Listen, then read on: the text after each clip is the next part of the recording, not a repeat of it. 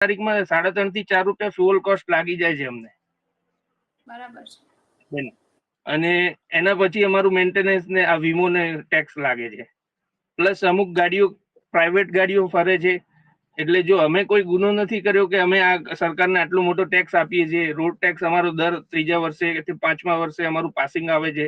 દર વર્ષે અમારો બહુ જ મોટી અમાઉન્ટનો વીમો કપાઈ જાય છે, અને ઈએમઆઈ તો છે જ. ઇવન કોઈ ફાઇનાન્સ કંપનીઓ 16 થી 17% નીચે કોઈ અમને ધિરાણ નથી કરતું યલો નંબર પ્લેટ.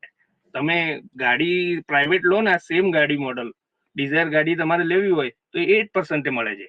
હું ડબલ વ્યાજ ચૂકવું છું બેંકોને પણ. એટલે આ મારું જીવન ડેડિકેટેડ ટુ બેંકો અને સરકારના ટેક્સીસ ભરવા માટે જ છે એવું થયું. અને એમાંય પાછું પેલો 30-35 રૂપિયા લઈ જાય, એટલે માણસ હારી જાય છે બેન. આજુબાજુના નાના નાના ગામડાઓના જે છોકરાઓ જે સપનું લઈને આવે છે મુંબઈની જેવું સમજે અને અમદાવાદને, એ 2-3 લાખ રૂપિયા